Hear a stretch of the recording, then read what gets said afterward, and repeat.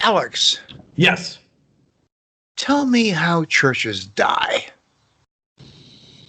Well, you see, it's a sad thing. They don't really die so much as they're like zombies at some point. Mm. The skeletal husk is there. There just is no more soul. Mm. That's how a church dies. What happens to the soul of the church that it dies? It simply has been expelled or sent straight down to purgatory. See, what the church is, and people don't really understand this, it's not supposed to be a social club. It's supposed to be an organic entity. It's like a human body with nerves. It's this network of people whose sole purpose is to do God's work on earth, to spread the gospel, to do works of charity, to show love, and to do the baptizing people of all nations, and to obey the commandments of Christ. That's the purpose of the church. Well, Alex, that conflicts with some alternative views of what the mission of the Church of Christendom. Now, I'm going to use the word Christendom rather than the term Christianity. Okay. Now, Christendom. What I mean by Christendom are all of the churches, from the Catholic Church, which is the original church. All right. We all recognize the Catholic Church was the original church, all the way through Martin Luther, the Protestant churches, all the way through the Scandinavian churches, all the way through the American social justice churches, the New Age churches, the feel-good churches, the all of the above. So I'm going to use the word Christendom to embrace all of those. Okay. So I'm going to ask you this, because you really know more about this than I do. Let me ask you that. What is the purpose of the Church of Christendom? It really it depends on your locality, to be quite frank. If you talk to somebody in the rural South, you'll get a different answer than urban New York. Yeah. But probably the best rule of thumb is they'll say it's good for society, some variation of that. If they have positive views of the church, that is. Negative views, it's a very different thing, but we won't get into that. It's mostly, Okay. Let's talk about mostly how the church describes itself for the purpose of this question. Okay. Let me drill down a little bit on what you just said. Okay. So as I see it, and I'm in conversation with names far too prominent to mention, by the way, that you well know, and we are having a discussion off camera, off microphone, off podcast, Off the record. as to what the purpose of the church, as described as Christendom, is. Now, there's one point of view that says and let me present to you the view that I oppose. Let me present the opposing point of view to my point of view. The opposing point of view is that there is sin, and there are sinners, but it is not the purpose of the church to judge sin and sinners. Let me repeat that. The opposing point of view, the modern, postmodern Christendom church view, is there is sin, that's real, they say that. And there are sinners, they say that. But it is not the purpose of the church to judge. What say ye? It's amazing how much you can change when you just change one word. It's, to a certain degree, yes, but they're missing something super important. It is the goal of the church to convict. And that's a very important distinction to make. Because yes, technically, judgment is for God. You don't judge somebody based on how you feel or whether they hurt your feelings or Right. Yada yada yada. Right, and they say that. Yeah. The idea is that the law is already written by God. We don't judge them by the law because the law is right there. It's clear as day. It's by God. what the church does is it convicts people. This is the big flaw of the church, of both the ultra conservative. It's mostly their fault. Is they just want to convict. Right. They just want to Right. tell the law, but they don't necessarily want to justify why it was written. And so there's this sort of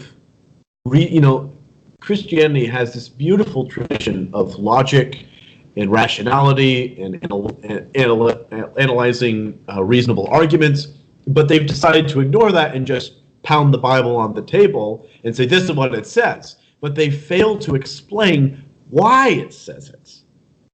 Mm-hmm. And that's the thing, is that and then there's the churches that kind of are in the middle, and they the leadership has gone through seminary, they know the arguments, right? But I don't know why it is they don't want to walk their congregation through those reasons. Well, okay, on that very point, let me interrupt, if I may. Sure. On that very point, the reason why they do not want to judge is because they believe, and I believe I'm stating this correctly, according to the people who I'm in discussion with right now. They believe that the mission of the church, and I'm talking about Christendom now, the whole Christendom thing, the mission of Christendom is to make welcome people who are marginalized, and to make them feel welcome into the message that they have already been forgiven and redeemed by the death of Christ. What's your reaction to that?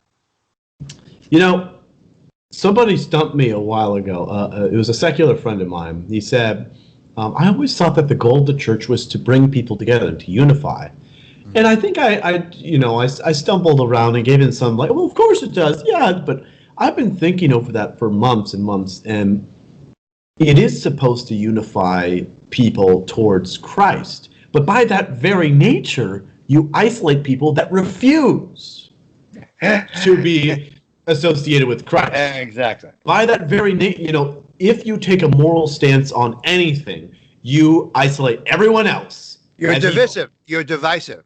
The very nature of morality is divisive. So, morality is not unifying.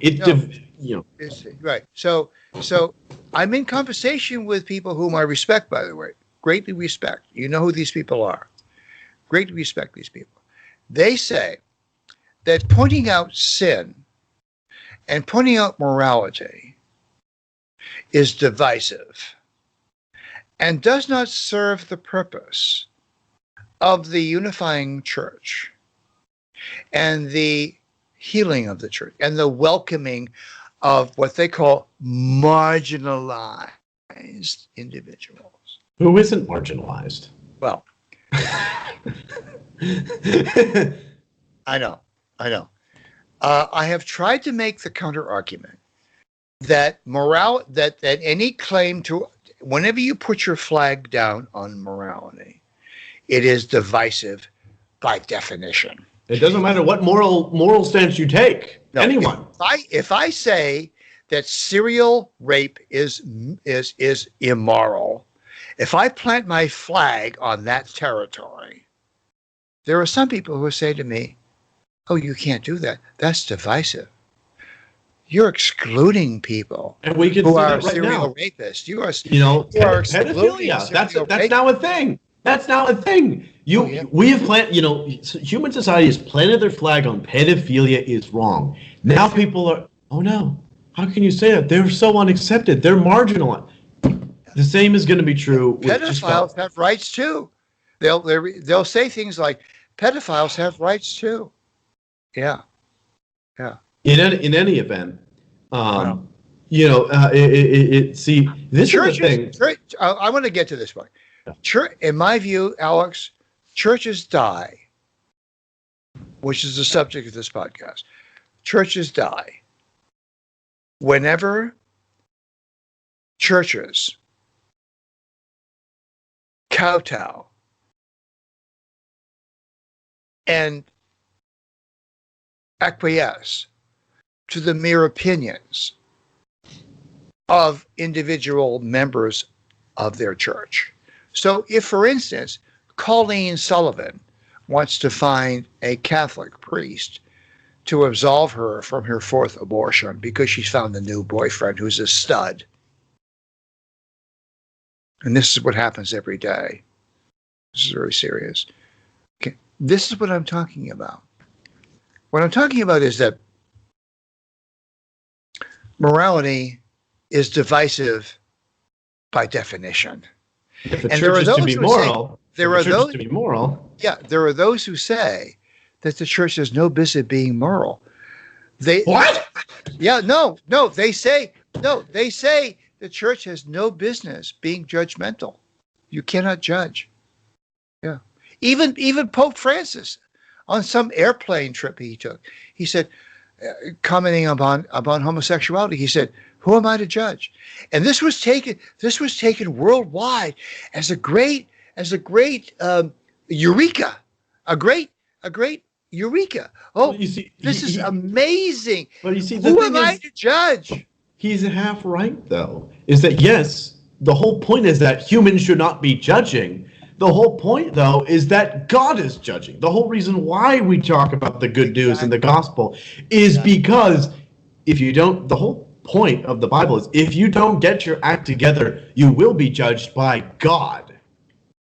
But And- you know, It would No. be far more merciful to be judged by humans rather than God. you know what the logical consequence of that argument is? Tell There me. is no sin. There is no sin. Yeah. There are no sinners. And therefore, there is no place for the church, any church of Christendom, to make judgments upon who is a sinner and what is a sin. Let me break down a Right? typical. Yeah. Right? I want to. This is in my conversation with pastors and associates, people that work with pastors. This is how it Yeah. works. Yeah. The past, there's somebody in the community that approaches the pastor and says, "You should really talk about this, about that. It's a very big issue in our current society. Something that people should be aware of." The pastor goes, "Well, I don't want to offend or isolate. We want to." We want people to come in once they start attending regularly, once they start going to small groups, once they start becoming then we start talking about all this and that. It is sort of this front door mentality where they don't want to talk about hot button issues like homosexuality or abortion or yada yada yada yada. Right. They want people to just come in, feel comfortable, feel safe, Right. trust people. So there's the thing.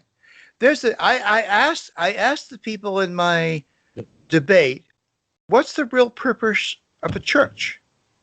If there's no sin and there are no sinners, then why do we need a church? It's not. I mean, do we need church for a bingo night at Thursday? Do we need church to find Colleen a priest that will approve of her fourth abortion because she has a hot boyfriend? Do we need a priest or a minister to say, okay, you and Alex and Bruce are lovers and they can live a homosexual life? We need to throw money at some, 10% of our income at something, because we have so much money. I don't understand, and this is why churches die. You know what the churches that are living and thriving is? Islam. And Islam and Catholicism in the third world. And Islam- Christians and evangelicals in the first world. Yeah. And the reason that they're thriving is because they have hard and fast rules, dogmas, regulations, and doctrines about sin and sinners And the consequences thereof. and the consequences of evil thereof. That's Anyway. That's a pretty good reason. Thanks, folks. We'll see you again. We're going to continue this conversation. Alex, this is one of the best conversations I think we have ever had. You say that every conversation. No, I don't. No. You're a liar.